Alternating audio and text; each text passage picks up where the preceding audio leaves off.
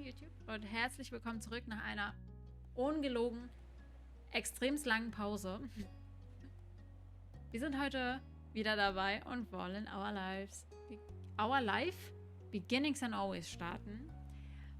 Und wir müssen weitermachen. Ich weiß nicht mehr, um was es ging, wo wir stehen geblieben sind. Ich habe gerade eben aus Versehen auf Continue gedrückt und habe gemerkt, dass wir sofort gestartet sind. Das heißt, wir haben irgendwo mittendrin aufgehört. Aber ich glaube, das war diese einführende Sequenz. Also wir sind noch nicht in den Momenten drin. Ja, aber ich würde sagen, wir machen einfach weiter und werden keine Zeit verlieren. Ich will das Ding hier jetzt auch fertig machen, ne? So. Jetzt. Und ich komme immer noch nicht drüber hinweg, dass Cove einfach so gut aussieht. Oh, es sehen alle so gut aus. Okay. Let's go. It felt so nice to have your friend group reunited as adults. Terry was currently a full-time lifeguard down at the busier beach a town over. You were proud of him. Oh, stimmt, da muss ich mich auch noch dran gewöhnen. He'd helped a lot of people in his line of work. Miranda took Cove's hand and one of yours in the other. Her eyes alight, she gave you both a gentle squeeze. So great. I'm so happy to see you again. Die ist so süß. Hey Terry. Hi Miranda. He answered assuredly. It was clear that he was equally glad to see them. This reunion was long awaited. Ich habe gerade ein bisschen... Ich kann noch nicht so gut reden. For a while, Miranda had been working hard as an assistant at a school while continuing her own education. She also kept busy running a small online shop selling crafted knickknacks she made. So, ist Krimskrams? Same. It's good to see you too. I missed you. It's been forever. You look so cute. You smiled. Die ist schon wirklich knuffig. Aber wir sagen, I missed you. Miranda's expression softened. She gave your hand another squeeze. I missed you too a ton. Miranda released your hands. Giggling, she eyed you both carefully. So, how have you been? It's nice. Things have been nice.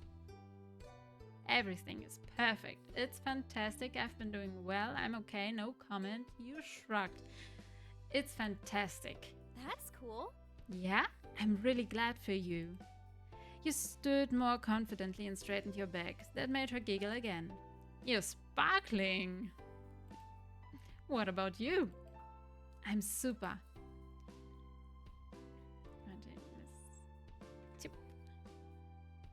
Ey, ich wollte doch nur einen Screenshot machen. Ich kaufe einfach größer, als die Welt erlaubt.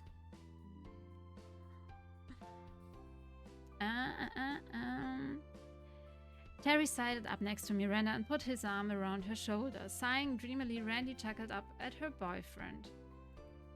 Yeah, things have been unbelievable. He pressed his cheek against Miranda's and she let out a light squeak. The sight put an amused grin on your face. Aww. Jetzt das Porträt, das brauche ich auch. Nein, das. Ich muss niesen.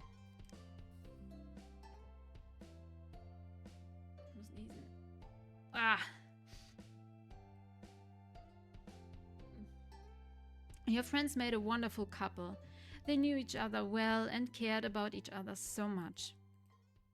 It was no shock at all when you heard the news that they'd started dating.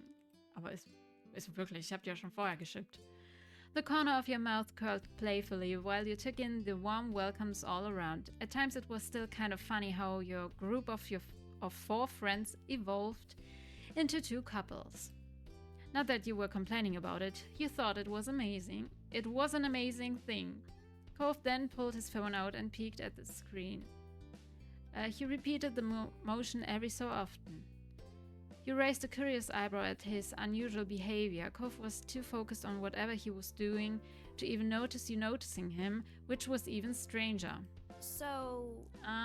Is there anything either of you want to do while we're here? Any place you'd want to see? I'd be up for a lot of things, but actually there's something that I want to do right here. Oh yeah? What's that? Terry poked at Cove's arm playfully. Miranda met your eye, silently asking if you had any idea what Cove was talking about. You shrugged. I just want to see my friends. Suspicious, Leute, suspicious, ja? Terry und Cove, die wissen Bescheid, Miranda und ich nicht.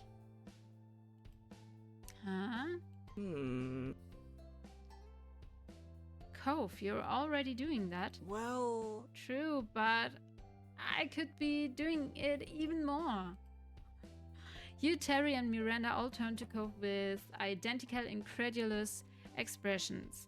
His stare moved to a point past you three, and you heard the scrape of sand and gravel underfoot. Someone else stepped into the parking lot. Startled, you jumped at the call of the warm voice shouting over. Sup, guys and gals?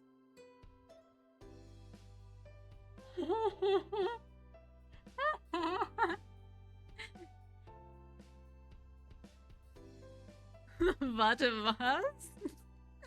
Derek! Boy! Also, Hottie!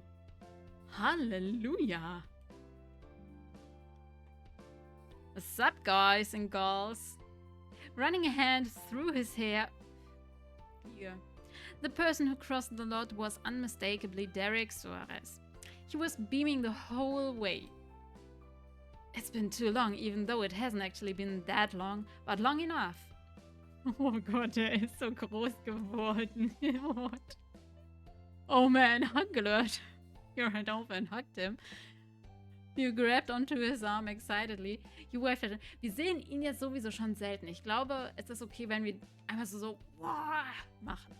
You ran over and hugged him. He was comforting and solid, but he was also big enough that it was hard to fit him in your arms. You could feel the rumble of his laughter against your cheek. Derek held you in return. I missed you. Oh, Chat. Ich kann das doch nicht. Doch nicht mit so einer tiefen Stimme so. I missed you. He spoke to you gently. You were thrilled just being there, reunited with him. Derek was a good friend of yours, and he had been for a long time. Hey. He waved over at Terry and Miranda pleasantly. Over the years, they all had met several times in passing, simply through being friends with the same people. Sup, big man? Hi, it's great you could come. Cove put himself next to Derek, happy he clapped a hand on his friend's shoulder. Hi, thanks for coming. Thanks. Of course. Thanks for inviting me. Sheepishly, Cove looked back at you and the others. That's when it clicked in your mind. It wasn't his parents that he was texting earlier. It was Derek the entire time. Derek is in town for a few months to help my dad and his dad with some work. Monate? Yep. I'm working on my own business thing too, but I'm still involved with running the scuba shop when it's called for. Very nifty. Humming, Derek elbowed Cove. So? Ich komme never ever so tief, ey. But hey, we don't have to stand around here for my sake. What's the plan? Let's hit the town. Eager to get going, everyone piled into Terry's car. The rest of the afternoon was spent visiting spots all over Sunset Bird, laughing and reminiscing the whole way. Once it started to get late, Terry brought you and Cove back to the neighborhood. You didn't have to walk there after all. You didn't get out until promises were made to see each other again before your trip ended. Side by side, you and Cove stood in the street and waved at the car as it drove away. Terry tapped the horn for 2 honks while Miranda stuck her hand out of the window to wave back. You caught Derek in the back window, giving you both a wide grin. Sighing as soon as the car turned down another street, they were finally out of sight. Well, that was one party, time for another. Ready to go see your moms? Always. Let's keep the celebration going. You shimmied? A bit right there in the street for added emphasis. He looked at you amusedly and rolled his eyes. Come on. Come on, let's go. Spirits high, you and Cove crossed the distance to your house. It was almost time for the anniversary dinner. Ah, hottie mom. You'd barely stepped over the threshold of the condo before Ma descended, eagerly welcoming you both. The usual greetings were followed by questions on everyone's well-being, after which the conversation moved on to excited chatter about tonight's dinner plans. Cove excused himself to the restroom to freshen up before going on the move again.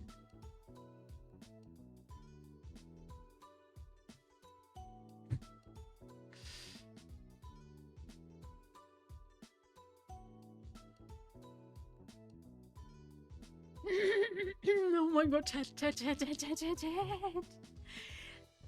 Da ist ein minimaler Spalt zwischen Hose und Hemd offen.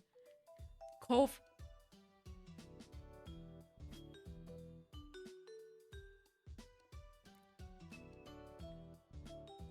Nee.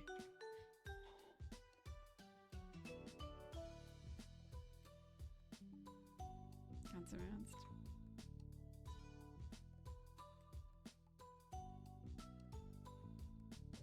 Ich kann das nicht.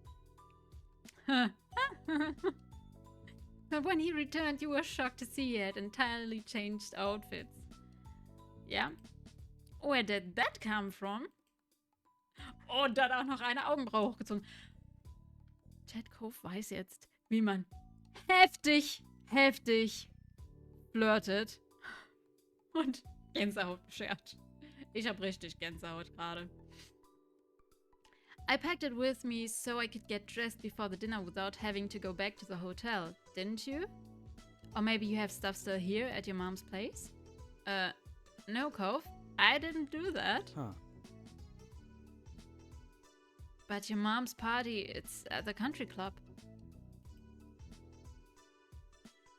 And that's also where Liz took golf lessons. Not everyone is there in their Sunday best. This isn't like those summer soirees where they were having a real party. We're only going for a regular meal. Oh no! Kofu was as befuddled by your explanation as you were with his actions. He threw his arms up, desperate for understanding. Seriously? How can you not dress nicely for a country club? I don't think the Cyprus is as special as you've decided it is. You saw Ma. She wasn't in formal clothes, and she's one of the guests of honor. You realize now that whenever you went to the country club on a normal day, it was family time with just you, Liz, and your moms. Each time Cove came, there had been more exciting things going on. You never would have thought of that before, but his perspective suddenly made a lot more sense.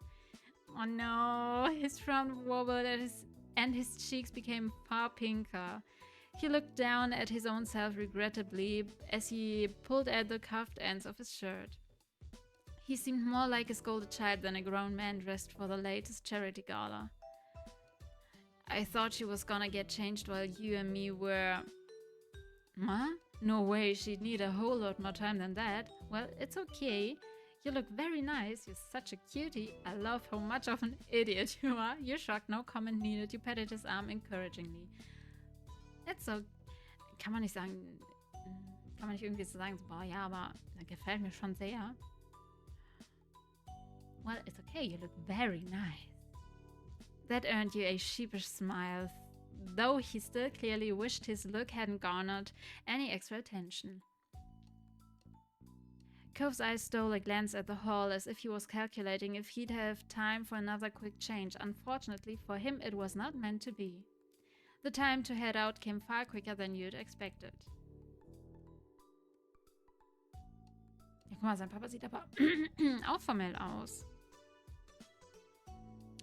Cliff and Kira swung by the condo to make sure everything was in order, and for your second surprise that night, Cliff was also in formal clothes. Cove's face excitedly whipped towards yours. At the same time, Cliff went to Kira, so the two men pointed at one another. Ey, wie der Vater so oder so, ne? Oh Gott, ich sabber. Ich fange gleich an, einfach zu sabbern, wenn ich Kopf noch weiter angucke, ne? See? He knows.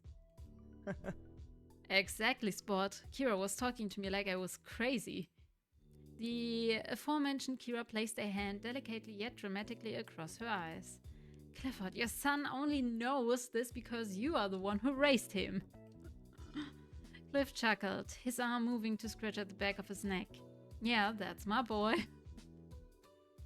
The ends of Cove's mouth gently bent up. He truly was his father's kid in more ways than even he realized.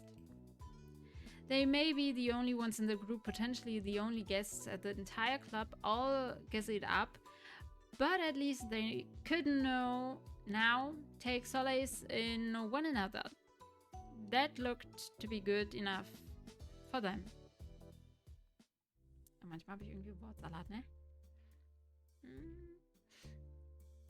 All of the Coulter family, as well as the honorary members Cliff, Kira, and Cove, headed out at the same time to the Cypress.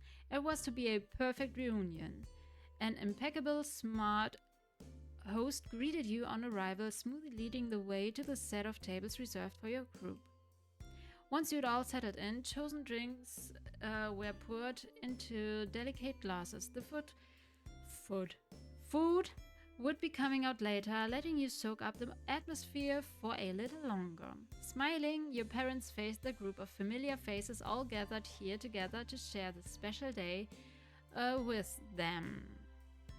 Mom reached over and took Miles' hand, clasping it between both of hers. Thanks. Thanks for being here tonight, gang. Marrying this lady right here is the best thing I've ever done, and there's no one else I'd want to celebrate that with. Yes.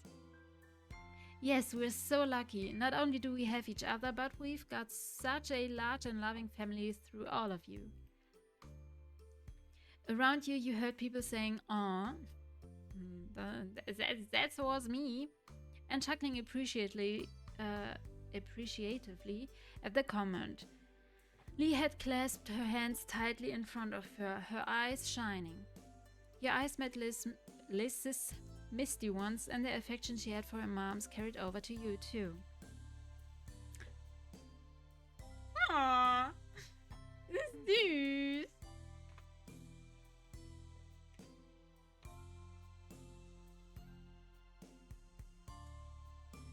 Aww, cutie patootie.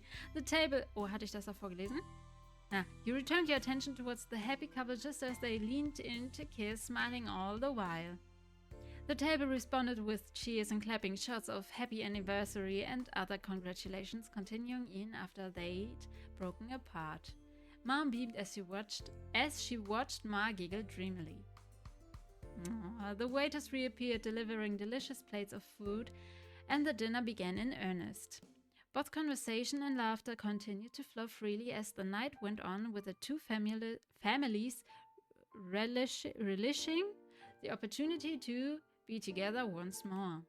Eventually, after your hunger and thirst had been fully satisfied, the plates were cleared and the event began to draw to a close. Cliff and Kira exchanged goodbyes with your family before heading out together. Cove gave his goodbyes to his parents while hanging back until your moms were ready to head off. You were getting a lift back with your moms. It was already late, so you discussed the possibility of going straight to the hotel rather than going back to the condo, but Cove had asked if they'd mind taking him back to the neighborhood. He'd wanted to visit it a little longer. Your moms had happily agreed. Liz and Lee were feeling tired, so your mom swung by their hotels during the trip home while you and Cove made the full journey with them. Riding in the backseat of your mom's car with Cove felt more than a little nostalgic. As your eyes drifted over to him, his head resting on the window, it was hard to believe how much time had passed. Mom stretched as she got out of the car, smiling over her shoulder as she headed towards the house. Time to put my feet up. You two joining us? Cove shook his head. No, thanks. It's your anniversary. You don't have to entertain me. I'll take a walk. It's never any trouble to have you over, Cove. You alright with that? Let him do as he pleases, Lanny. But you better not stay out too much later or there'll be trouble.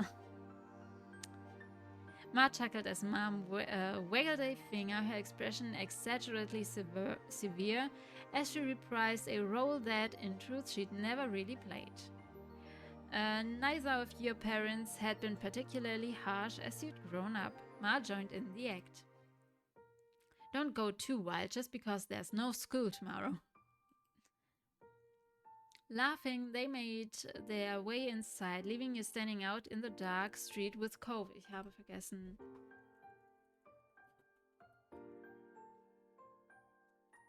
Ich habe was vergessen. Upsi, upsi daisy.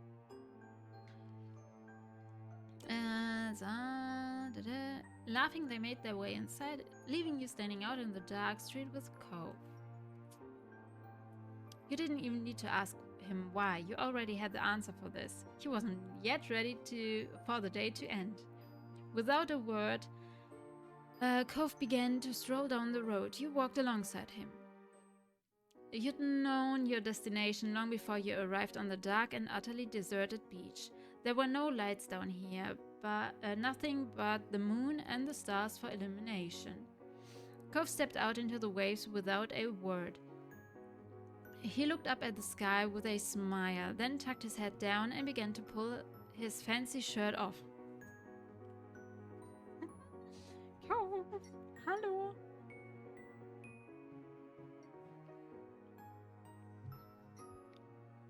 Leute, Augen zu. Ich kann das mit dem nicht essen. Hui. He tucked it over his head and lobbed it backwards, further up the beach and out of the reach of the waves. What are you doing? Didn't know I'd be getting a show. Wait for me.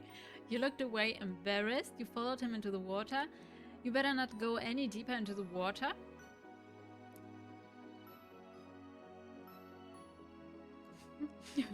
Okay, also. Ted, ich möchte vieles anklicken. Ich möchte gerne Didn't know I'd be getting a show. Ich möchte gucken, wie er reagiert. Bei Wait for me möchte ich auch gucken, ob er reagiert nach dem Motto, ey nein, du ziehst dich nicht aus. Und You looked away embarrassed möchte ich auch wissen, was er tut. Okay, wir fangen oben an, okay? Didn't know I'd be getting a show. Cove froze, his arm still raised from when he had thrown his shirt. Slowly, he came back to life, stiffly pulling his arm back down. Your commentary had made him self-conscious. Laughing, you clapped your hands in delight at his awkwardness. Okay. Das war nicht spektakulär. Wait for me. Mal gucken, was da passiert. You followed him to where the waves began to lap at the beach and began to wade out into the water. No, langweilig. You looked away embarrassed.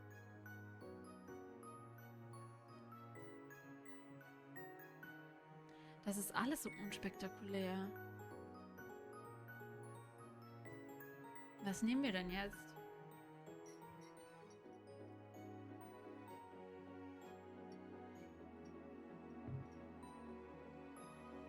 Ich bleib bei dem Didn't know I'd be getting a show.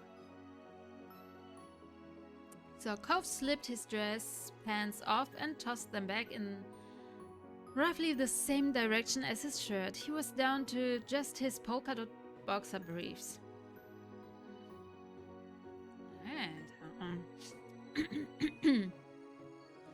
Sometimes you were really struck by the waves in which he was braver than his younger self. This was definitely one of those times. He never ever would have done this when you were both living on the street, but you also know he still wouldn't do it with anyone other than someone he spent all those years with. You took off your shirt so that you could swim. You took off your dress so that you could swim. You decided you didn't care if your clothes got wet. You thought it was so wild that Cove was going to actually swim right now.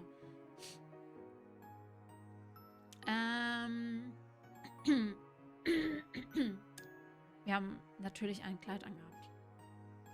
You took off your dress so that you could swim. Cove waded further into the water until it came up to his chest. You unfastened your clothes and laid them behind you, just as Cove had done moments before. You didn't even bother to see where they'd fallen before following him deeper into the sea. Cove grinned as you approached. I'm gonna be in so much trouble with my moms when we get back. I guess. Yeah? Oh well. Think fast.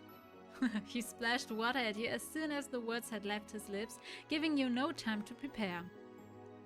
The splash had caught you full on, leaving you spluttering and drenched. You splashed him back. Seeing what you were doing, Cove put his hands up for protection. It was no use. The water washed over him, leaving his hair soaked through. Cove sighed, then looked at you mournfully. Warum? The sudden shift in mood alarmed you, but those worries disappeared as soon as he opened his mouth. We're still not merfolk. The world is cruel. Hey, Cove. You snickered. After a moment, Cove's mock sadness broke and he joined in. The two of you wound up, drifting further down along the shoreline, chatting and enjoying the chance to be back on the beach that had provided the backdrop for so much of your childhood. Eventually, a silhouette of structures appeared up ahead. As you drew closer, you realized it was the old playground. Cove spotted it too and hurried towards it, dragging himself out of the water and heading into the park. Wet sand coated his feet and lower legs, with every step clinging thickly enough that it began to resemble a bizarre pair of boots. As you followed him, you wondered how many visitors this little park got these days. There were officially no children living in that neighborhood now. Cove gazed at his surroundings in wide-eyed awe. He didn't care at all that he was soaking wet and dressed only in his underwear. Crouching, he gently pushed one of the child-sized swing seats, marveling at it all. Wow.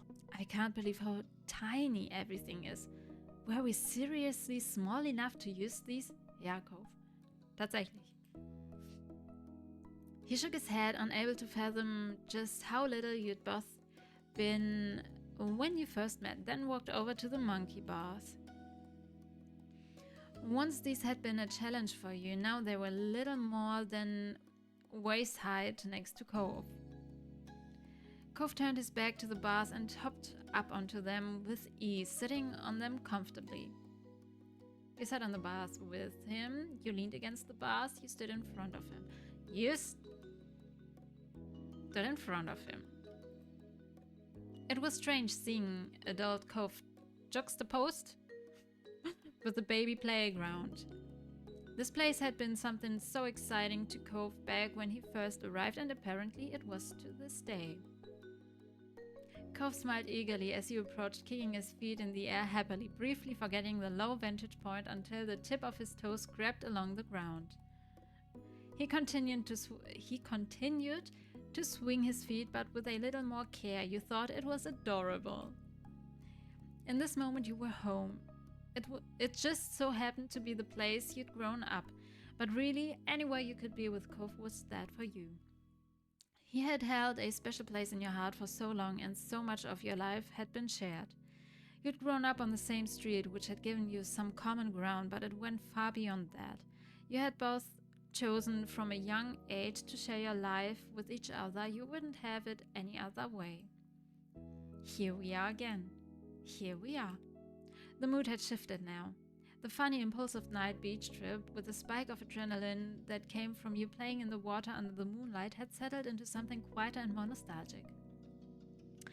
Cove leaned back, tilting his head toward the sky to admire the stars above. The dinner was really nice. It was great to do all this. The smile he had when he spoke those words fell as quickly as it had appeared. It went by so fast. We all came out here for the party, and it's over. Liz, Lee, our parents, we'll all be going back to our own things now. But what else can you do except say it's okay? It guess it's part of growing up. This place and these people, they're our foundation. It shaped who we are now, like making castles out of sand. I owe a lot to Sunset Bird. His eyes crinkled fondly, and Cove's voice was gentle when he spoke again. We had a good childhood, I think. We're really lucky. Yeah. Yeah, you're right. He shook his head, sighing heavily. All right. His smile took on an uncharacteristically harsh twist. You had a feeling where this was going. We better get home before your dumb parents... You better get home before your dumb parents who don't know anything get mad. Das war the impersonation of dem einen da. You had to laugh at the half-hearted impression of young Jeremy, the boy you met in this very park. He chuckled along with you for a moment before tapering off.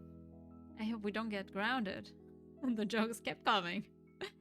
It was very amusing to imagine that not only could your mom somehow ground you as a fully grown and independent adult, but that their powers extended over Cove as well. As much as you were enjoying being back here, Cove was right. You had to accept that you needed to go now.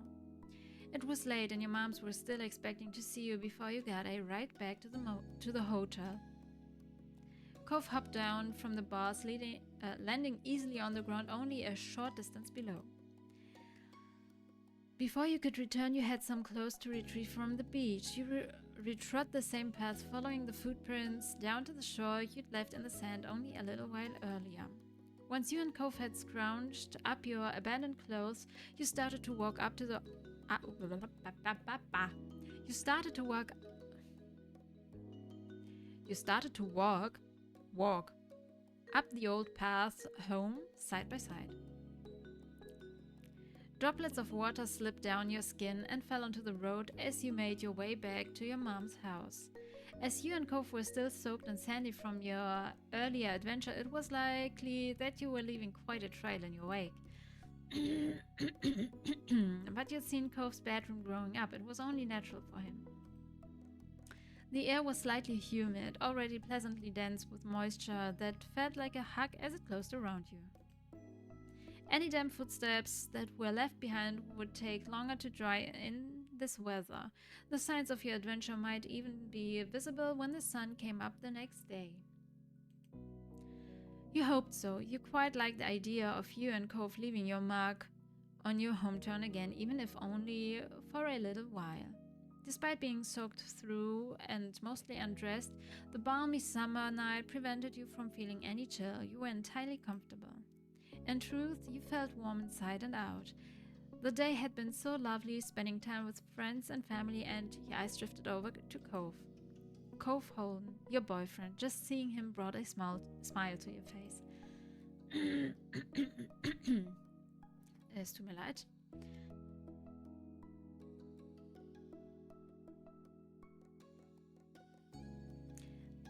I love you.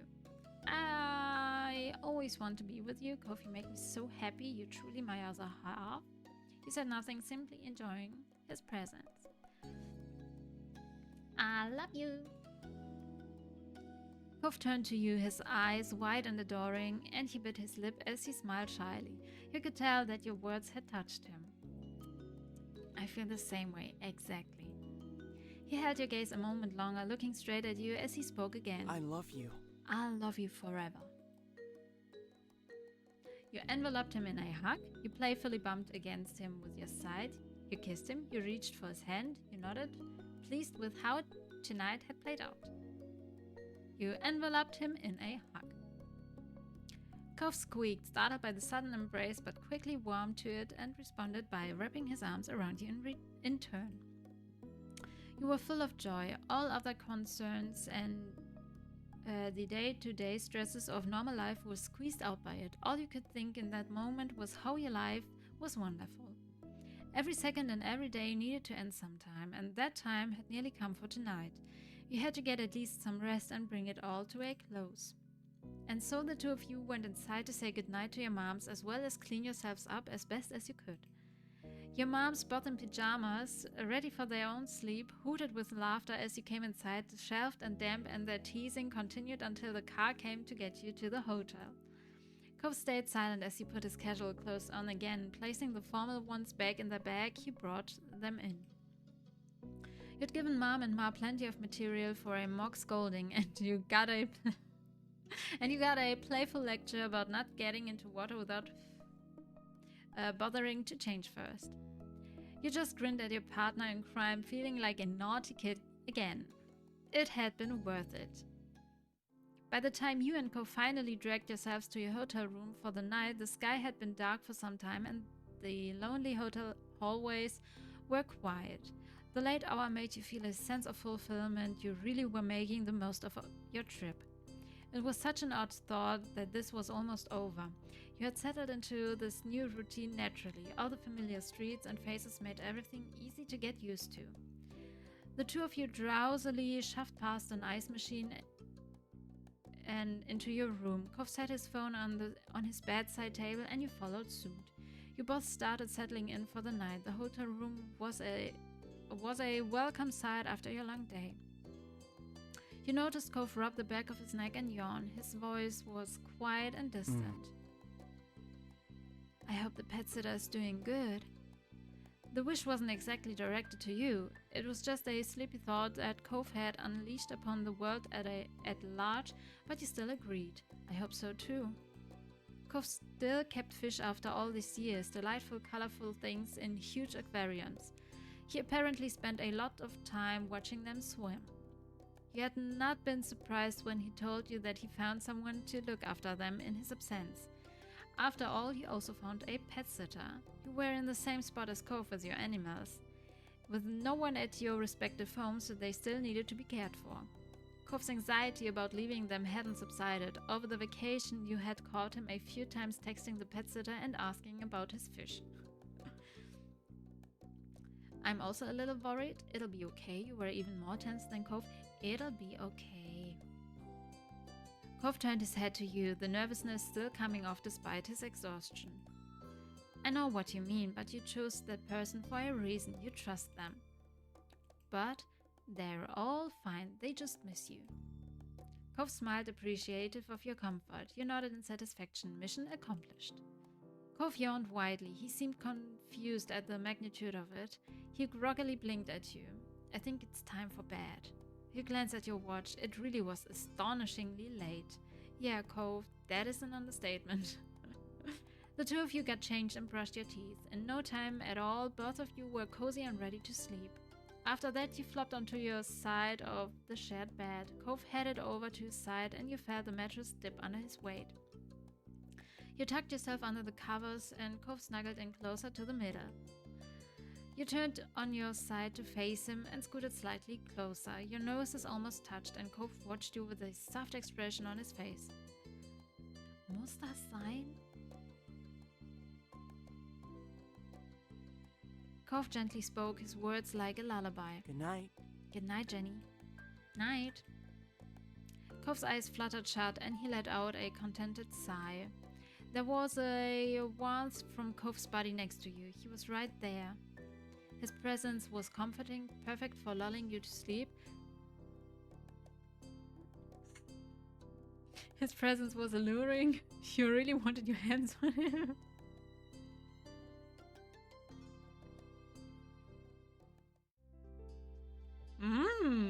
Direkter Musikchange. Chat ist weird. Schmexy time. Your hand drifted over to Kov's and you ran your fingers up his arm, across his shoulder, and finally to his face. Kov trembled at the gesture. You cradled his cheek and his eyes opened slightly to peek at you, unsure. Are you tired? Oh, yeah. As nice as it was to be near him, you understood he might not be in the mood. You wouldn't mind if you both just went to sleep instead. Kov mumbled into the hotel blanket.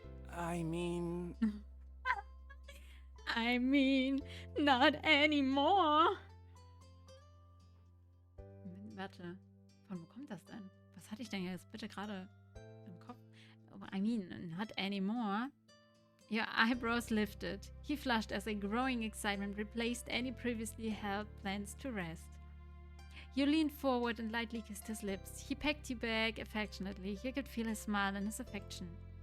You rose slightly so that he was fully on his side and had a better range of motion. With the new freedom of his arm, he reached over to stroke the back of your head.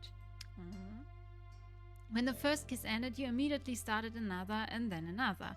Kov stopped running his fingers down your hair to hold your head closer. Oha. You broke apart satisfied. Wo satisfied? Leute, Chat. Nee. You kept going. You...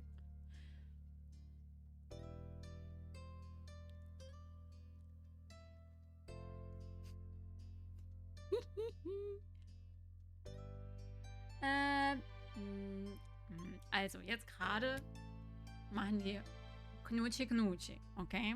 Die machen Knutschi Knutschi. Das heißt, you kissed him deeply, you grabbed onto his shirt, you hooked your legs around him, you kissed down his neck, you grabbed his butt, you nibbled on his ear, you pressed your foreheads together affectionately. And... Okay, vom Kopf kommt als nächste Nacken. Weil ich bin jetzt kein Fan von die. Das lese ich so viel auch in Büchern, dieses Nibble on her ear oder his ear. Was willst du am Ohr? Zunge rein oder was? Okay, aber warte bitte. You kiss down his... Was ist das? You bent over Cove, the covers wrapping around you, and kissed all the way across the side of his neck. Cove squirmed under your touch and made a new pleased noise with every touch. Okay, weiter geht's. So, Kopf, Nacken.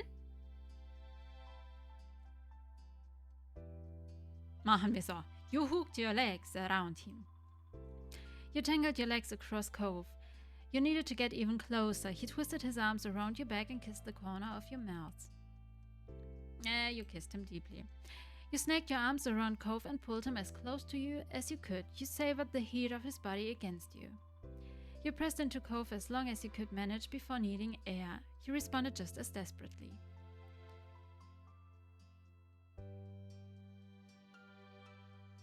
Ich möchte sein Popo krabben. Sollen wir sein Popo krabben? You grabbed his butt. You slid your hand down his back, lingering and caressing as you pleased. However, your touch had a purpose, and you kept going until you grabbed his butt. A shiver went through him, and you gripped your pajamas harder. You smiled at the curve of his lips.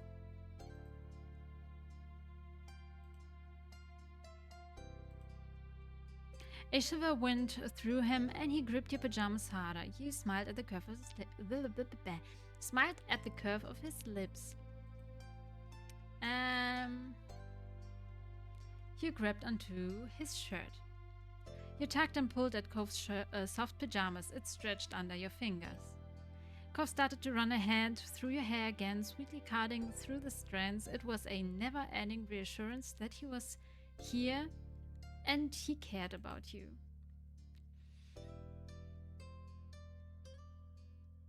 Das war's! You pressed your foreheads together affectionately. Cove happily looked back at you before he bent his torso so that he was in a position more over you. He kissed you and ran his tongue along the bottom of your lip. Oha! You kissed him back eagerly, encouraged further.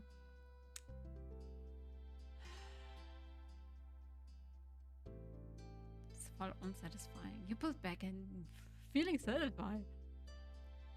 You put a hand on Cove's shoulder as a sign to pause. He tilted his head in a question. You smiled shyly and he got it. Cove nuzzled his cheek against you lovingly and whispered, "We really shouldn't stay up all night, huh?" You agreed wholeheartedly. Nein! Nix wholeheartedly. Wir wollten schmexy time. Voll unfair, das Spiel. Voll unfair. Tomorrow would be a busy day, and this had been enough fun. You curled up comfortably in each other's arms, ready to actually settle down for the night. Your eyes fell closed sometime after. You were not sure exactly when, only the fact that they were now too heavy to open. You felt a mixture of bitter and sweet emotions. You were happy to be here, but sad it was ending. There was relief that you would soon be in your own home again, but also wondering when you could return here. There were many more feelings whirling around in your head that hadn't even crystallized into thoughts yet. Paradoxically, you felt nice but also confused, but then also nice from the confusion. In the back of your mind, you realized that you really must be tired. Unsurprisingly, your exhaustion did not give you too much time to muse on your emotions, and in what felt like seconds, you were already dreaming. The dreams dancing around your head became fragmented and faded until you couldn't remember a thing about them at all. You were growing more aware of the real world. You woke up on your own. The alarm you set woke you up. Kov was gently waking you up, yeah. You woke up feeling enveloped by warmth. Humming happily, you felt Kov's fingers trail up your arm. You opened your eyes with a smile. Groggily, you struggled to keep your eyes half open. You pouted and squeezed your eyes shut. Closing your eyes again, you snuggled into Kov. Yeah. You nuzzled into his chest, letting out a delighted sigh. The warmth of your breath sent a shiver through his body. You wrapped your arm around him, holding him there. Not that Kov minded too much. He happily held you back. The sleepy morning couldn't last too long, though, and eventually you felt Kov's thumb rubbing circles into your shoulder, trying to ease you back awake. It's okay. I don't want to leave either, but it's got to be done. We have to get up, Jenny. Once we get past the day, we can spend as much time in bed together as you want, okay?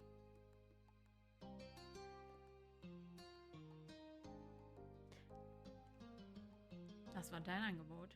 Das Angebot nehme ich an. Delighted, you nuzzled your cheek into him again. You could feel his fingers aimlessly drawing squiggles and circles on your skin. I like the sound of it. Wie gleich wir einfach sind. Ich lieb's. Ich lieb's einfach. Aber beide komplett kaputt schon im Kopf hier.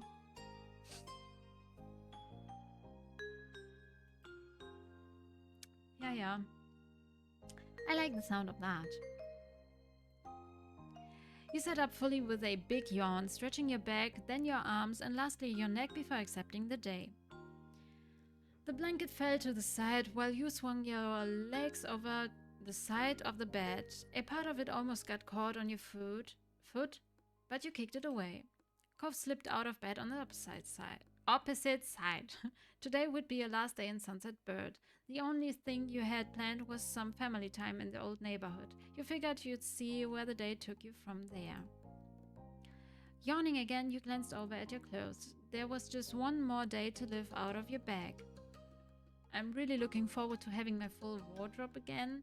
I don't have anything clean left, but oh well. Hey Kov, is there anything you'd like to see me in today? You simply started sorting through the pile of something to put on.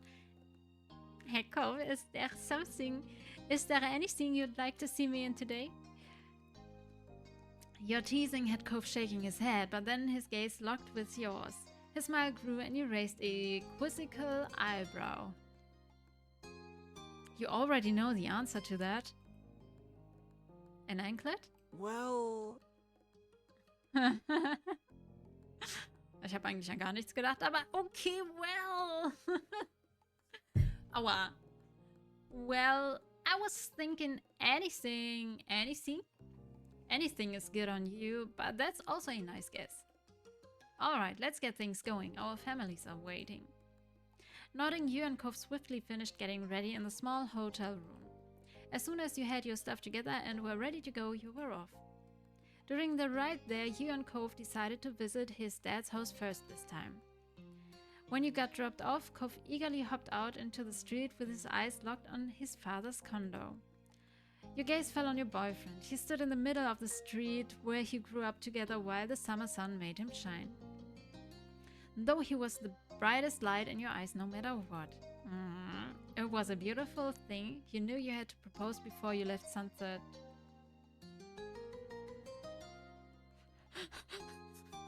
Ich überventiliere gleich. You knew you had to propose before you left Sunset Bird once more. Aber er soll uns einen Antrag machen.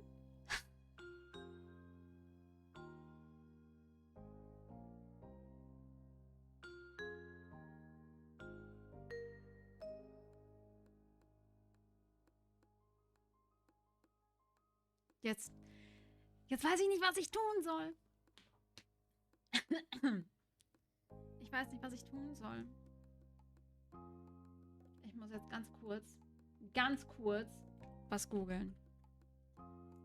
Also, ich spoilere nichts. Okay? So.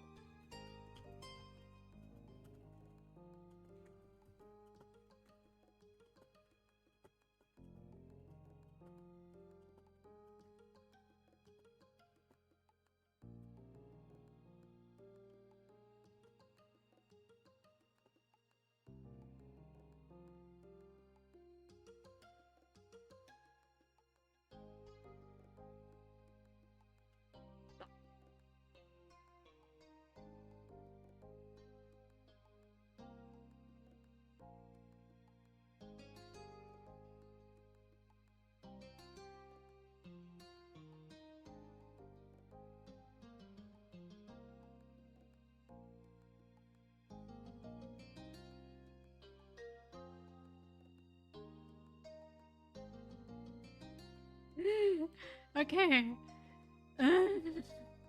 Mann,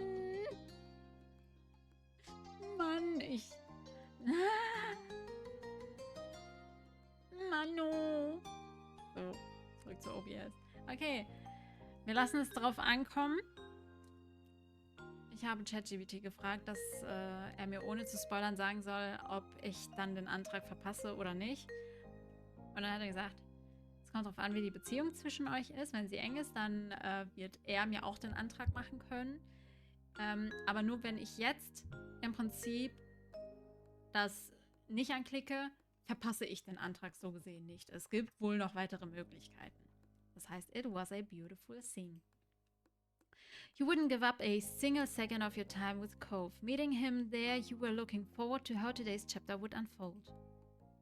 Cove strode up to his old front door and casually flung it open without bothering to knock once again. You followed at his side as he poked his head in. You closed the door behind you both. Hello. You found Cliff and Kira in the kitchen getting breakfast ready. Kira was cutting an apple while Cliff was watching a frying pan sizzle. Cove's parents waved from across the room, not straying from their tasks. Good morning, you two. Yeah, morning, and hello to you. I hope you slept well. Thanks. Thanks for swinging by. You're more than welcome to join us for breakfast here, if you haven't already eaten, of course. We haven't yet, though even if we had, there's always room for more. Kira chuckled. She put down the knife she had in her hand so that all her attention could be on her son. You're still my giant growing baby boy. Mom, please. Kira didn't pay Cove's whining any mind. Instead, she put a finger up to her lip as she thought, her eyes on you and then glimpsing towards a window. What do you think?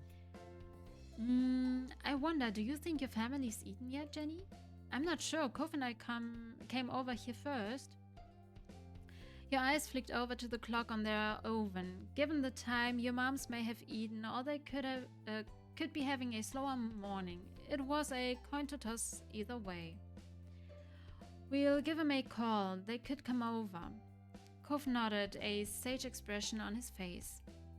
Making them breakfast is the least we could do after how much food I ate at their house growing up. Right. True, but very true. All right. You took out your phone, even though your moms both had cells for years. The house number was the one that you had memorized as a kid and the first entry on your contact list. As the call connected, you tapped the speaker button. You figured it would be easier if everyone could hear what was going on. You heard a click and familiar static. Hello. Hello, Jenny. It's nice to hear from you. Hey, Ma. Good morning. I'm across the street right now, and Cove's family wanted me to invite everyone to breakfast. Do you want to come over? That sounds delightful. Pamela and I can do that. Liz and Lee should be able to make it too. Would that be fine? It definitely would be. The more the merrier.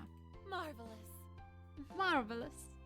We may have gotten together for dinner last night, but there's no law that we can't do it again for breakfast today. Enjoy the company while you can, is what I think. Ma giggled, and you could hear some rustling over the line. Thank you. I'll let them know, and we'll be right over. Cliff gave a thumbs up.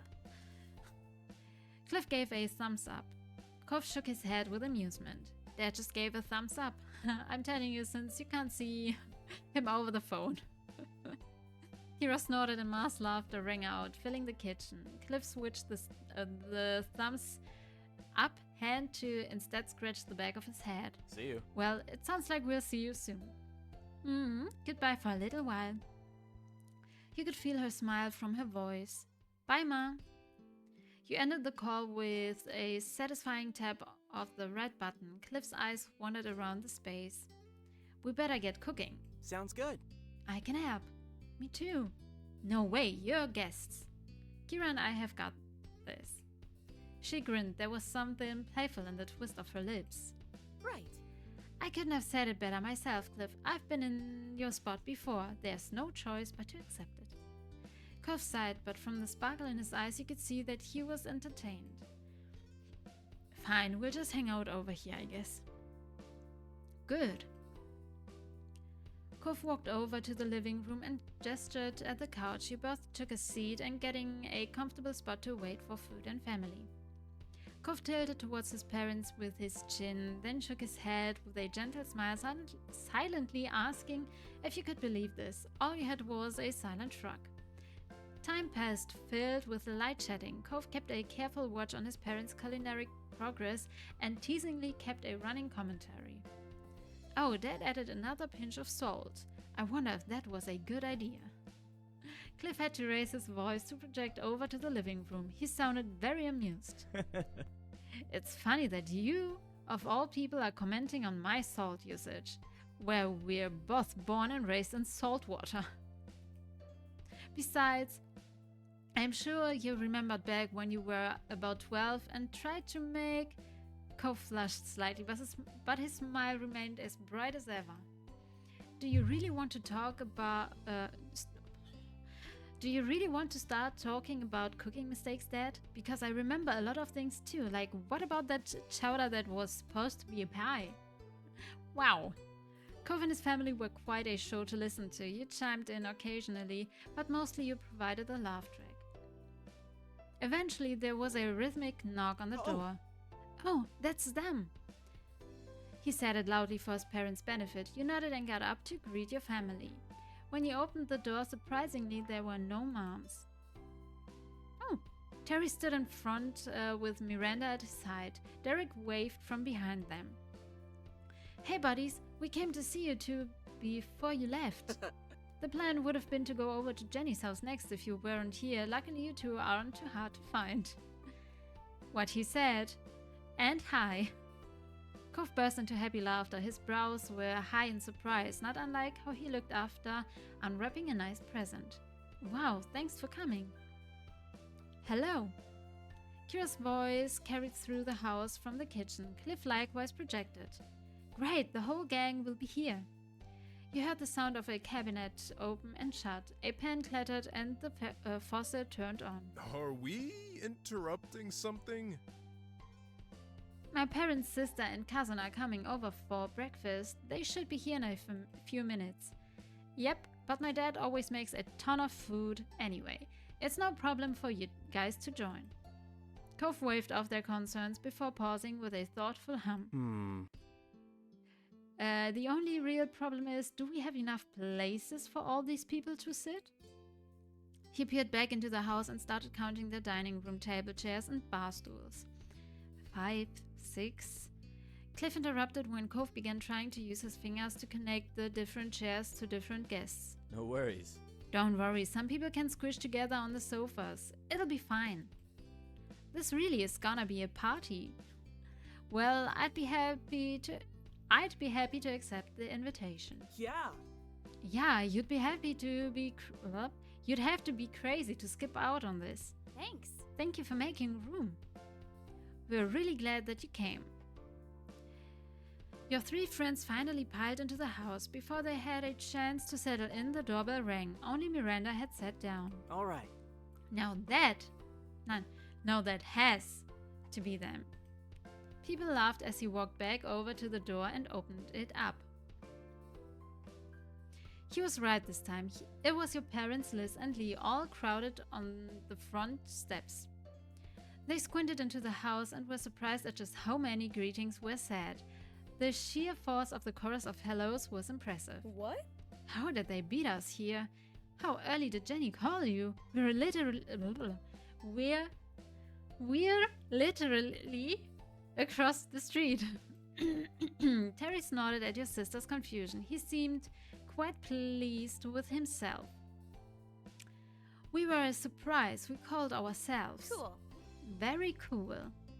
Cliff smirked as he adjusted the setting on the stovetop. It's a little more crowded than expected, but we're making it work. Cove led the final group to complete the picture inside, and they took the chance to greet you along with everyone else. When the excitement energy buzzing around the table started to calm, you had a second to truly appreciate this view, the most important people in your life all together again.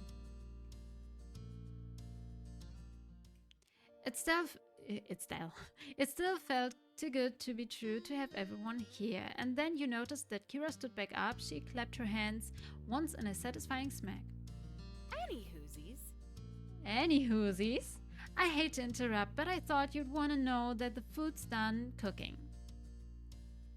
Cliff crossed the floor to place a pile of silverware on the table, and then he dropped stuff off on other surfaces around the rest of the living room. When he was done, he gestured towards the food. Okay. The plates are in the kitchen. Serve yourselves and sit where you'd like.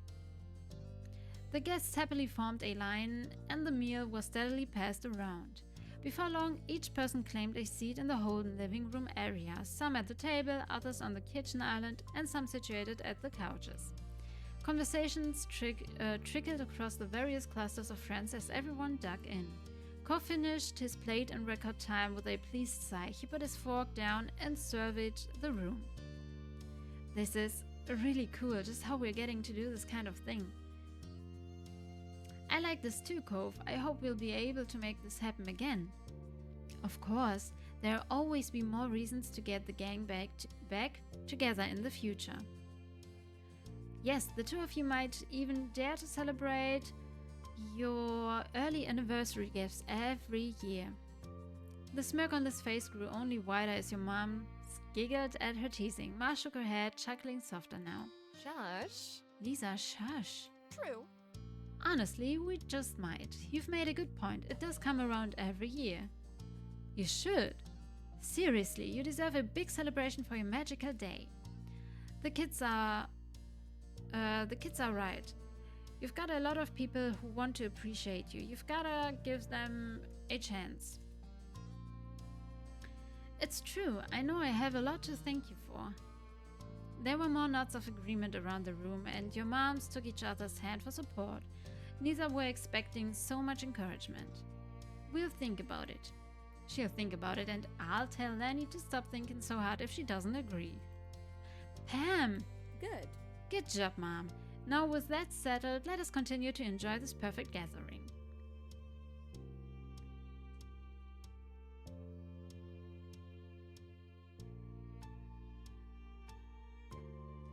fehlt denn noch? Bin ich gerade irgendwie blöd? Wer fehlt noch? Naja, egal. Agreed. Oops. There was a playfulness in Kira's stare as she scanned the room. She slowly placed her index finger on her chin. Now that I think of it, there's something I haven't done in a while. Eyebrows were raised at Kira's incomplete thought. She was wordlessly urged to continue. Kira didn't hesitate. Look through all the photos Cliff has here. Wouldn't that be fun for all of us? What? Mom, why would you say that? Practically all of those photos are of me. Very cute. And that's why embarrassing my baby boy is just one of the perks of being a mom. Much to Cove's dismay, his mom was thoroughly entertained at his outburst. She winked in your direction. Meanwhile, Cliff eagerly stood up with a wave of proud affection for his son and completely missed Kira's teasing intent. Oh, I think that's a great idea. Anyone else interested in the pictures? Yeah. I am.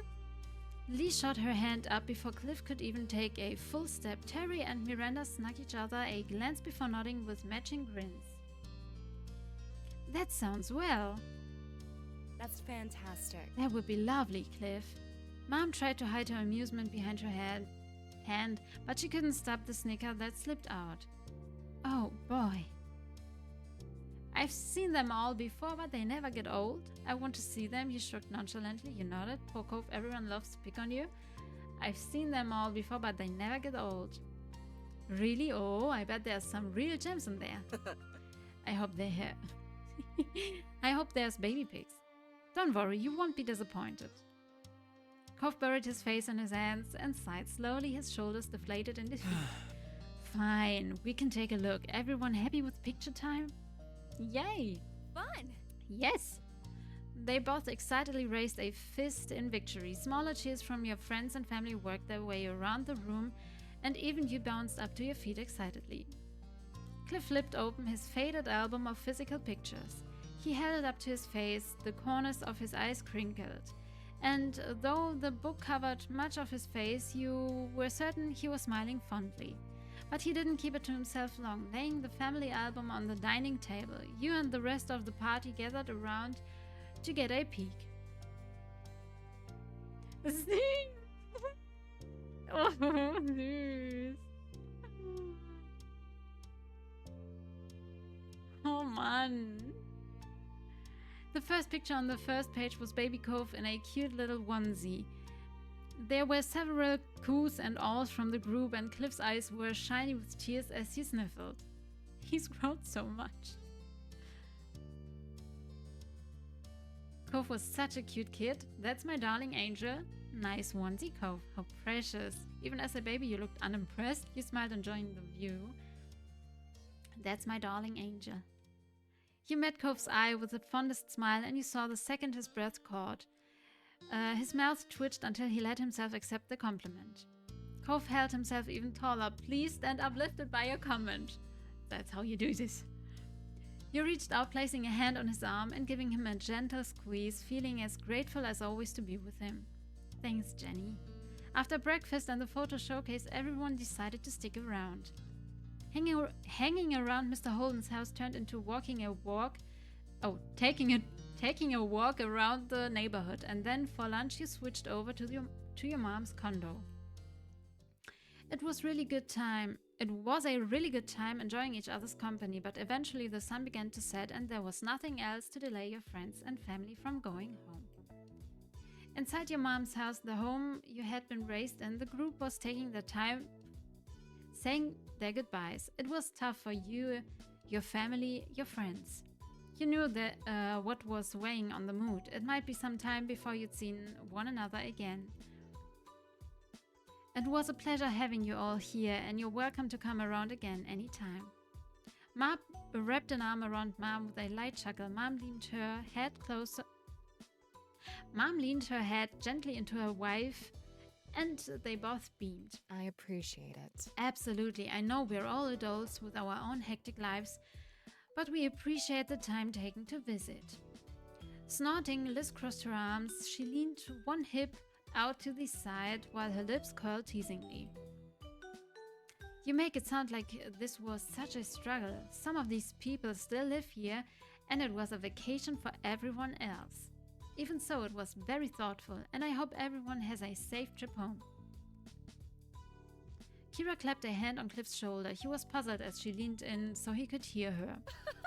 That means you too. It's dangerous crossing the street. Remember to look both ways. Hey now. Yeah, good luck with all the important grown-ups things I'm sure you'll have to do when you're all out of here. Definitely, I'll give updates next time. Something exciting happens or something lame so I can vent about it. How nice. I'm glad Lee won't be forgetting the little people. Never ever. I'll keep in touch too. Very nice. You better. Well, me and Randy aren't going far, so we can keep an eye on the town for the rest of ya. Nothing will get past us. Right, we'll make sure everything is okay. No need to worry at all. Thanks. That's kind of you. Miranda and Terry gave each other pleased smiles, already committing to their self-appointed task. Derek scratched the back of his head, wearing a pensive look. Okay. After a pause, Mr. Holden gave the younger folks a thumbs up. Great. That's all great. You've got a lot to be proud of and a lot to be looking forward to. Well said, Clef. I'm thankful that I've been privileged to witness the growth you've undergone over the years. You've each matured beautifully. Cove was touched by his parents' words and struggled to come up with something to follow. Yeah, it's been good seeing everyone. No one had taken a step yet. You couldn't put this off any longer. It was time to say goodbye. Goodbye, I'll see you again. I'll miss you. This was fun. Thanks for being here. I'm so glad we got to do this.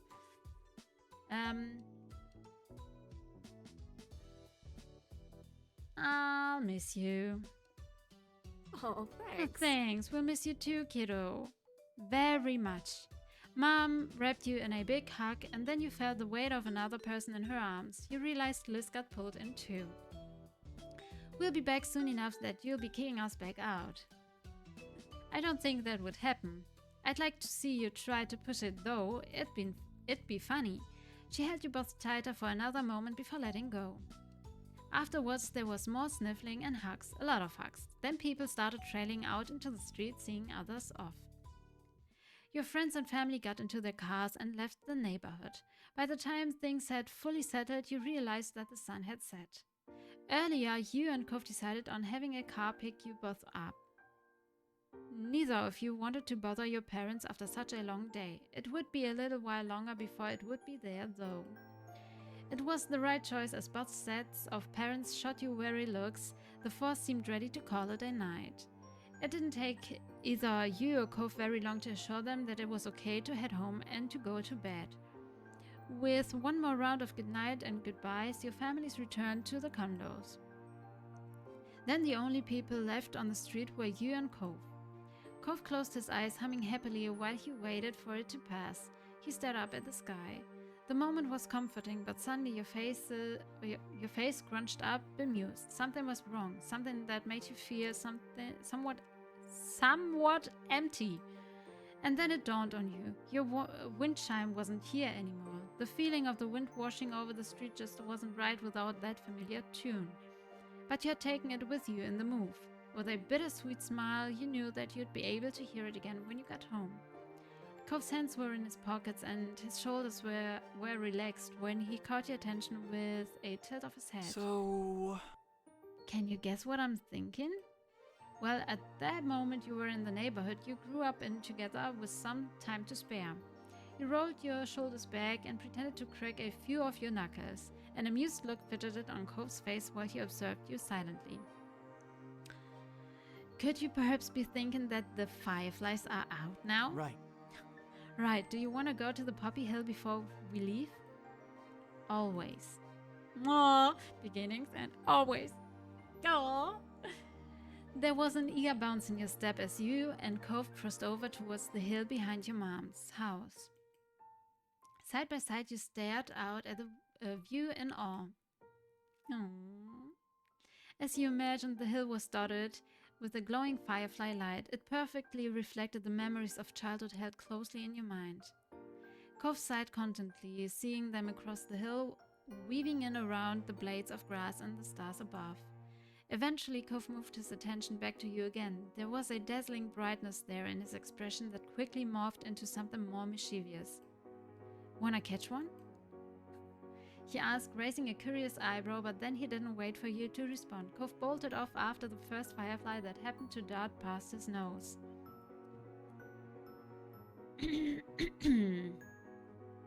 Oh, it's on? You laughed and watched him try to catch one instead. You cheered him on. You went chasing after the next firefly that caught your eye. Ja, wir machen mit. You particularly...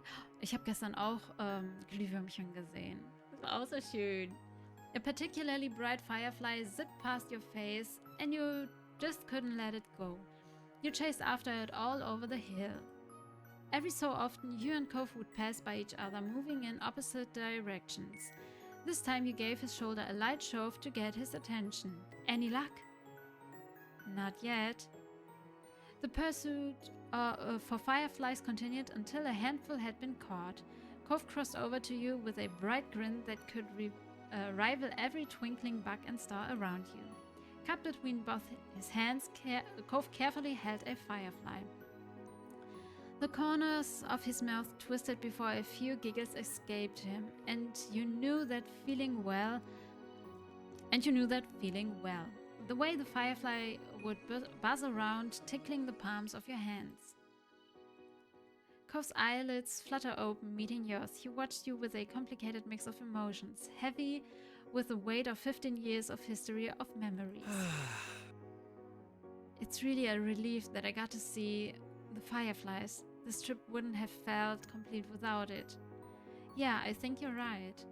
You spotted another firefly lowering to your eye level before looping up to the top of Cove's head. It landed right on his hair and you smirked. What? You have a very tiny firefly head. I do? Before you could answer, the firefly took off and disappeared into the night. You gave it a tiny wave goodbye. Well, that didn't last very long. That's too bad. I remember them as my tiny head forever. Me too. Taking a deep breath, Cove held your eye. He appeared to be conflicted about what he wanted to say next, and you waited for him to make his choice. It's so strange not to live here anymore. Most of my life, neither of us were ever really away from Sunset Bird. Well, unless one of us went on a trip somewhere. Or when both our families took trips together, remember that? He chuckled, losing himself to fond reminiscing. You couldn't help but match his grin. I liked that road trip one a lot. Though I don't think we all could squish into that RV again. We're way too big. Laughing, Cove shook his head. His brow creased the longer he sat with the thoughts of spinning in his brain. With the thoughts spinning in his brain? Those visits back then with my mom, I remember what a big deal they felt like then to be away from here without anyone else coming for a whole few weeks. Oh, how little I knew. Hey, what did you use to tell your mom about me when you were on those trips to see her? We were so innocent then. How little I knew. Hey, what did you use to tell your mom about me when you were on those trips to see her? Das interessiert mich jetzt. Thrown a little off kilter, Cove hadn't been expecting that question at all. Both of his eyebrows raised, and a part of you wondered if you had somehow spoken gibberish instead. Honestly, I've been wondering about it since I was 13. Kira always kept the details to herself, and you never said a word either. Well... Cove couldn't meet your stare for a second longer. Bashfully, he turned away and his voice grew smaller. Mostly I just tell her about the times we'd hang out, but I know I was pretty enthusiastic when I was, because you are someone really special to me. And I admitted that much to my mom. Not sure if I used the word crush exactly, but she knew that you were the highlight of my young life. Aww. And look at that, you still are. No.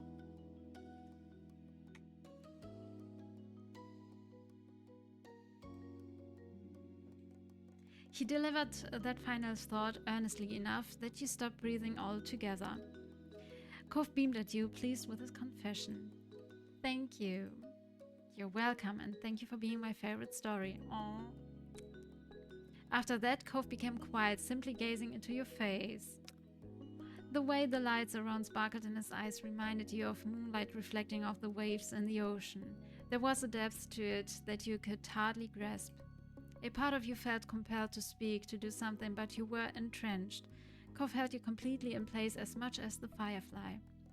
Seconds ticked by, and you could visibly see tension building up inside your partner. There was a tremble in his stance, crease in his face, and a darkening red color appearing over the cheeks. Chat, ist es soweit? Ist es soweit? Ich bin noch nicht ready.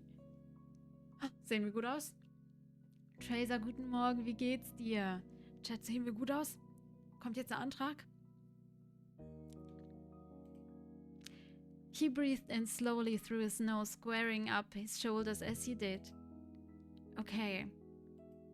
And then he released the firefly back into the vast night. It flew up around him before darting away into the sky, but your gaze was fixated on him. He stood taller than before. Sometimes it's hard for me to just say things.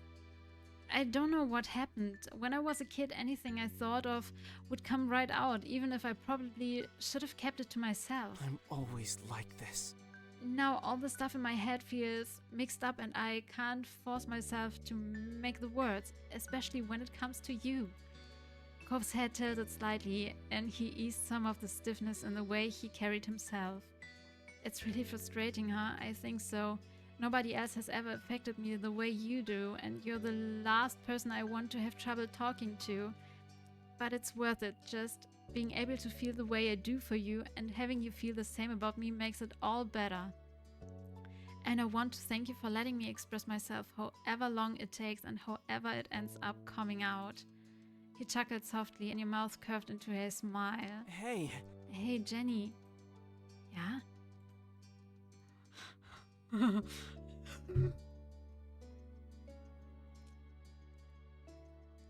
6'4"? Sind das 2 Meter? Sind das nicht irgendwie 1,92 Meter oder so? Keine Ahnung, warte mal. 6'4".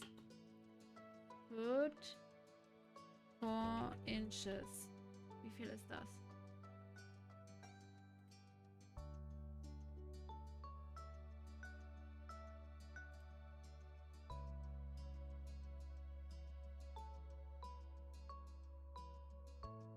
$1,92. Und dann kommen wir mit unseren süßen 1,60. Okay. Ein ganzer Kopf. Ist okay. Cove's hand sheepishly got tucked away in his pockets and he shifted his chest to the side. It made him seem much smaller than his usually massive 6'4" presence. Wanna play Hangman? Ich hab mir noch 5 Minuten. You know I do, Cove. He perked up at the response. The hands already in his pocket started to move around inside them. I've got this notebook pad from the hotel we can use. It'll work. And I thought that I'd, be nice to do after everything. I think so too. But you couldn't help noting how he had to plan this game ahead of time. He already brought supplies for it. The suggestion wasn't an impromptu game for old time's sake. You watched your partner intently. He, however, didn't notice. Cove had removed his eyes from you for the first time in a great while as he patted around his pants to find what he was looking for. Oh mein Gott. Ich bin so am Zittern.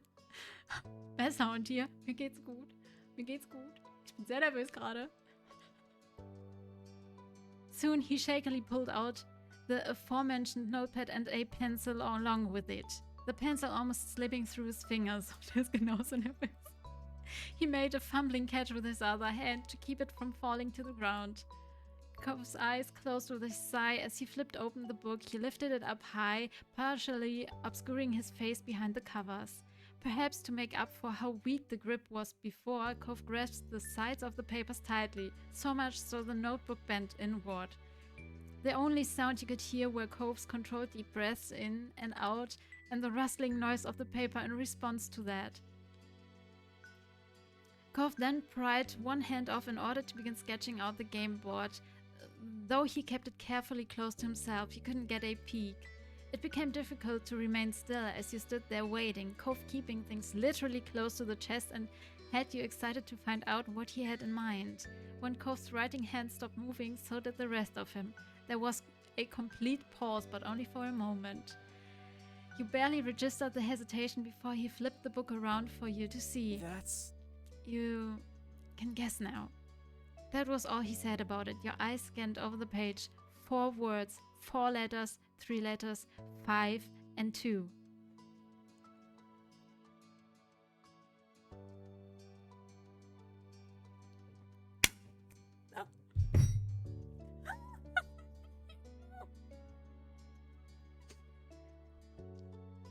Shit, das ist der Antrag! Oh Gott, alles wackelt.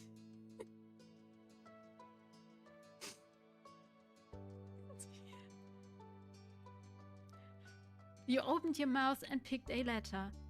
Mein Herz. Enter 1 letter.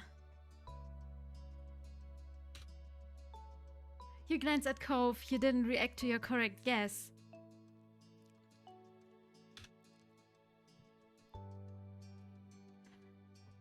Ich mach das jetzt strategisch.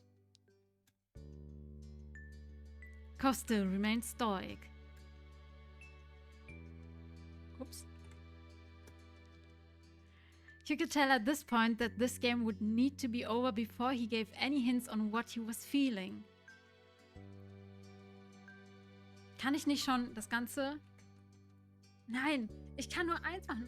Mann! Okay, dann fange ich jetzt mit einem I an. Oh, ich bin's. Punkt, Punkt, Punkt.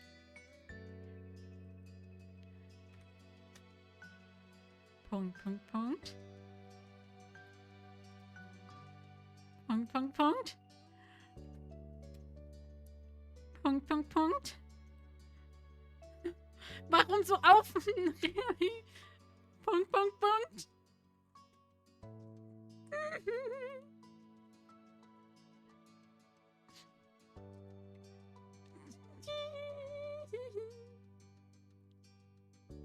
Ich bin so am Zittern. And there it was, the answer and the question. Will you marry me?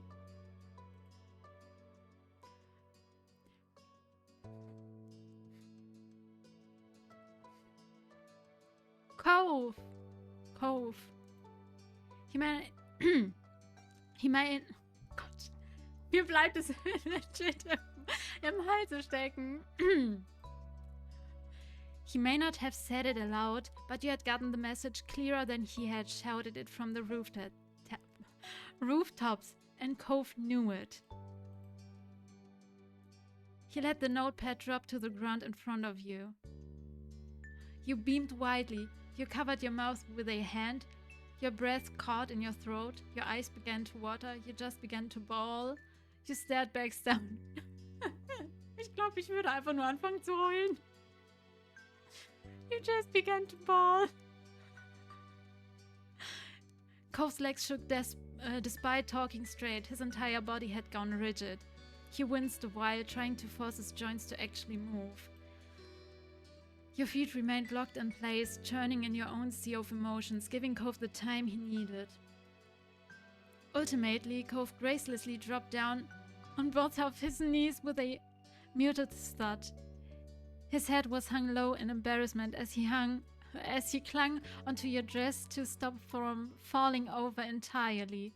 Cove mumbled what you thought was an apology, though how he carried himself meant it was directed at the ground. You still couldn't move from that spot. Keeping a tight grip, he was able to awkwardly shift a leg lower so that he was being propped up on just one knee. There was a pause. And then he looked up at you with eyes as blue and white as the sea and just as wet. He released your clothes too, instead put his hands over his heart. Jenny. In a small, fragile voice, he spoke. I love you. I love you. You mean so much to me. I don't even know what life would be without you. Tears fell heavily and the words dropped out as painfully. Oh. Chat, ich habe so Zeitdruck, ne? Ich habe so dermaßen Zeitdruck. I'm sorry. Have I ever been able to handle a major romantic moment in our relationship well? You don't have to answer that. He laughed breathily. It was almost more of a wheeze. I've never made things easy, especially when growing up. Life was so hard for me, and so I made things harder for everybody else. We definitely had our ups and downs thanks to that, but at the end of it, we always just got closer. And I've loved you for so many years. He continued to sniffle as he made a few false continuations of unintelligible stammering. Eventually, Ko found what he wanted to say. Thank you for being my girlfriend. Thank you for always giving me such nice gifts for no reason. Thank you for standing up to Lizzie when she wouldn't be mean to me. Thank you for never minding when I sneak over to your house through the window. Thank you for letting me share the loft instead of having to sleep on the floor when we went to that trip with our families. Kov's eyelids squeezed shut in an attempt to stop himself from rambling further. You couldn't help but chuckle at how precious he was. You had to hide your face bashfully. You continued to cry. You didn't know what to do with yourself. You had to stop yourself from interrupting. You were so touched already but wanted him to finish. You couldn't help but chuckle at how precious he was. Kov's outpouring of gratitude accumulated in a final piece of appreciation. Thanks for waiting for me. And thank you for being such a patient person. I know I kept you waiting so long. He took in a slow, controlled breath and then, without stuttering or stopping, said the words out loud. Will you marry me? Yeah! Yeah! Yeah! Jenny Coulter, will you marry me? Yes! Of course, finally! I bet you bet I will. I would be happy to, yes, I will. There's nothing that I'd want more, yeah. Aww. Kov collapsed forward, catching himself with his hands before landing face first into the grass. The poppies around his face fluttered from his grand sigh of relief. Oh my god, thank you. Aww. Eyes filled with fresh tears, he lifted his head back up to smile at you with all the love in the world. Thank you, thank you, thank you. I know that's all I've been saying this whole time. I'm sorry, but just thank you for being here and for being the one I get to be with. Somehow, all you could think was that it was him, Cove Holden, the man you loved and now the person you were going to marry. I love you. No, thank you for everything. You've never have to apologize for that. You're so wonderful. Don't worry, this was perfect. You nodded reassuringly. So I love you. Then you embraced him. You pulled him into a kiss. You got down in the grass and kissed him. You smiled from the bottom of your heart. You got down in the grass and kissed him. You couldn't hold back any longer. You launched yourself at him and knocked Cove over on impact. He laid flat on his back now. His eyes were wide but swiftly pulled you against him, as close as he could get, desperate to feel you. You leaned forward and kissed your fiancé. Fiancé? Ich weiß nicht, wie man das englische Wort, also wie man das ausspricht. Ich weiß, wie man Verlobte ausspricht, also fiancé. Ja, mein Verlobter halt. He kissed you back lovingly and you could feel the smile on his face. The place where you met, where you grew, where you fell in love was now the place where your shared life together truly began. Your eyes drifted close to let yourself experience it, to anchor yourself in this moment and hold on for as long as possible. You, the both of you, never wanted to let go. You were certain of it. The rest of your days would be spent side by side. It was all you'd hoped for. When the swirling excitement of your new engagement relaxed back into the more familiar style of gentle comfort your relationship brought, Cove stood up. He lifted you along with him. And I do have a ring too, if you want that. It's just, you know, sentimentally, the hangman game felt better to me. Oh, you instantly laughed. That was exactly like him. You felt thrilled hearing he'd gotten you an engagement ring. You shook your head affectionately at his antics. None of that mattered to you, but you appreciated the consideration. Ja, wir lachen. Cove chuckled bashfully, picking a stray strand of grass off his pants. You were thrilled by the turn of events that unfolded here. Your dream had been for Cove to propose, and he never disappointed you. Suddenly, Cove's now wide eyes snapped to yours. How are we gonna tell people? We're leaving early in the morning, and it's really late now. Should we try talking before we go? The two of you put your heads together to come to some kind of decision for this predicament. Maybe we could try calling your mom's house phone. If they hear that, I mean they haven't really gone to bed yet. If they don't, they probably won't even know it rang. Calling their cell phones might wake them up, and I could do the same for Dad's house. Yeah, that could work. In sync, you and Cove dug out your cells and began to call the respective homes of your families. Chat, ich muss wirklich aufhören. Oh Mann. Cove stepped to the side as his father presumably picked up. You couldn't pay attention to his words for long as Mom answered your call next. Hello. Költer residence, how can I help you? Hi Mom, it's me. I wanted to see if you were awake without bothering you if you'd gone to bed. Yeah? Who raised such a thoughtful person? I'm impressed. She chuckled at her own comment while getting quieter. You could tell she was pulling her face away from the receiver. Lenny! Jenny is on the phone! When she spoke again, it came in loud and clear. She's coming on over. You twisted your head to the side after hearing Cove's exclamation and saw him tap on his screen to switch things to speaker mode. Say hi, Dad, Mom. Jenny is here, and so are her moms, sort of. They're on the phone too. You quickly followed Cove's move and let your moms be on speaker. Hey, Költer family. Good evening, ladies. Hello, it's nice to hear from you. Agreed, even though it's unexpected. What's happening, kiddos? It's, well, the thing is Wait, I'm gonna call Liz. Pam, get your phone. You can call Lee.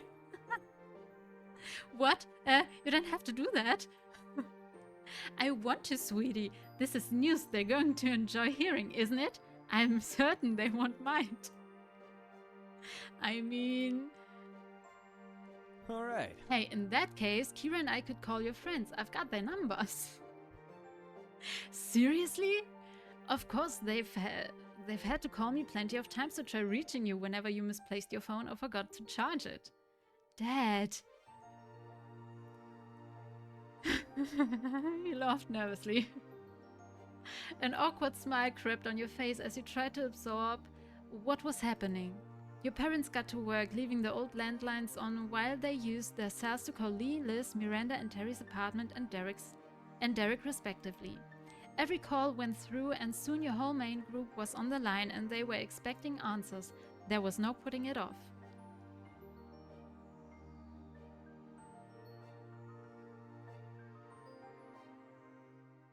Ich glaube, Cove ist zu nervös, wir machen das. I have an announcement.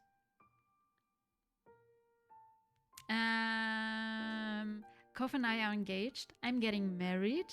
Cove proposed to me and I accepted.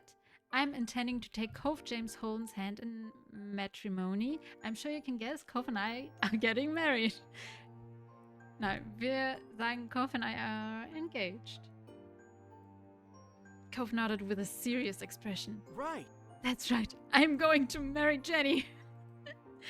Oh, Cove reached over to take your hand as a physical sign of your union. Even though no one could see it, it made him feel better. The hill filled with cheers of congratulations. You heard Terry's distinctive whoop, and your mom start to joyfully whisper to each other away from the receiver. Lee squealed and Kira cooed. There was no confusion or need for pause. Everyone in your life was immediately on board with your plans. Kov turned his head and beamed at you, excitement in his smile. It was coupled with a fond squeeze to your hand. You grinned back at him. I'm so glad. I'm so proud of you, Kov. The two of you are going to be happy, I'm sure of it. Dad. Kov sniffled, eyes wide and emotional. Yeah, I will be. Both of us will be. Kira spoke up gently. Thank you. Thank you for being so wonderful to my baby. I'm lucky and grateful that you're going to be a part of my life forever. Well put, Kira. Jenny is a keeper for sure. My. Your family couldn't stay quiet for long and began to chime in. I can't believe how grown up you are, but I couldn't be happier with how it all happened. Congratulations, Jenny. You are one of the smartest cookies there are. You're making an amazing life for yourself. Seriously? This is totally amazing. You're seriously getting married. It's like we're real adults and all that. Yeah, it'd almost be hard to believe that my baby sister is marrying a person. You know, if Kov wasn't such an obvious choice as a husband for you. You're doing good. Thanks for being positive rating. You're welcome. Süß. Lee giggled and your mom said some chuckles. Kov stood awkwardly, not entirely sure if he or Liz was being laughed at. Your three friends had stayed silent. You believed that they were intentionally giving your families a chance to have a moment. But once they said their pieces, it didn't take long for your friends to jump into the conversation excitedly. Congratulations on the engagement. It's crazy how we're really at this point of our lives. Some days it feels like high school was yesterday. So great. But it's great. You both are definitely Sunset Bird's best couple. Terry added on eagerly. You are the aspiration. I'm stoked that you're gonna be official. This is a big step, but I'd say you've more than earned it with everything you've been through over the years. You both deserve to be with each other for the rest of your lives.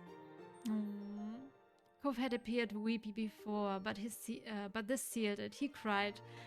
Everyone's words had built up and coalesced into Kov's shedding the happiest tears you'd seen.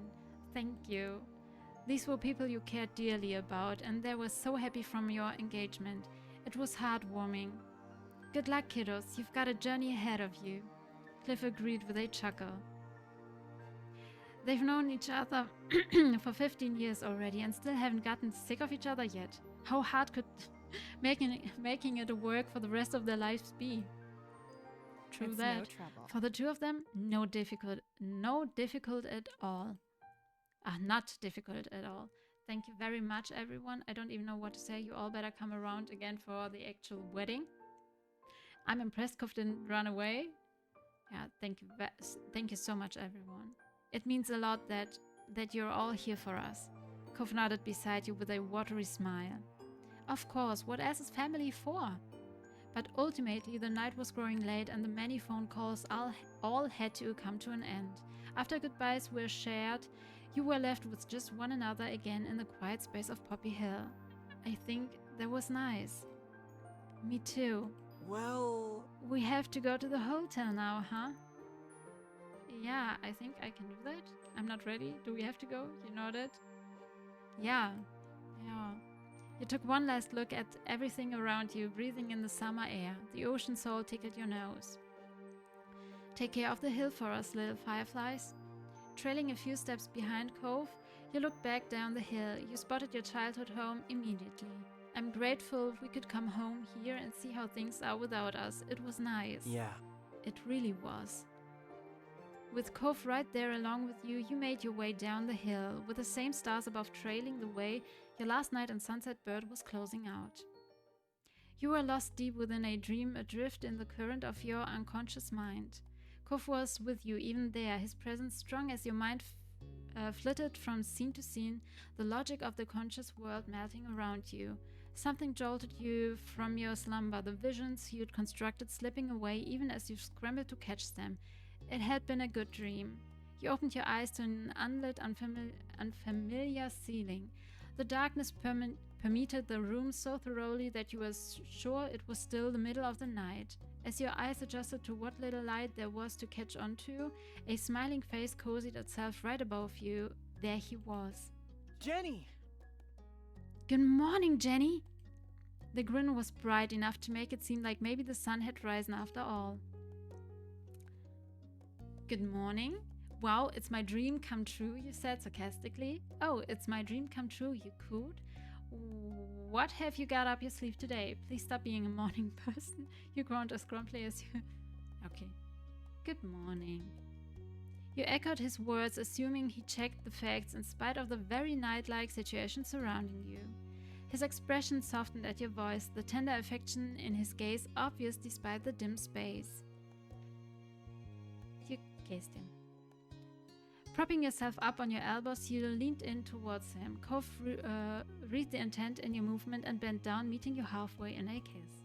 I'm guessing you woke me up for some reason. Are you ever gonna let me know? Well, this is our last day here. Everyone might still be asleep, but if we get up now, we can at least see the neighborhood. Do you want to?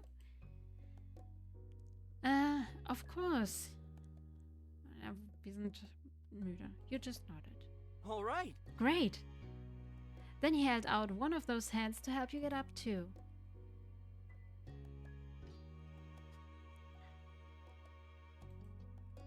Ne, wir werden rausgehoben. Cove complied, crouching down to scoop you up before gently setting you down again. Before you could head out, you and Cove both needed to get dressed. You did so quietly.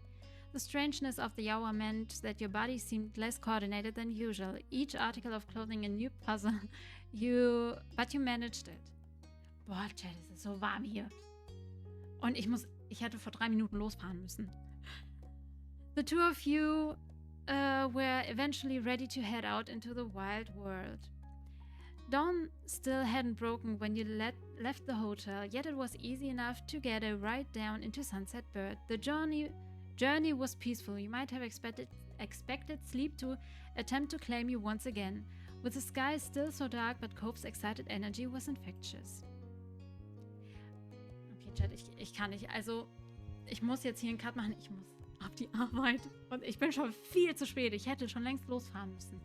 Deswegen mache ich hier einen Cut. Sage schnell Tschüssi, bis zum nächsten Mal zur Aufnahme. Ich speichere, während ich gleich Goodbye sage.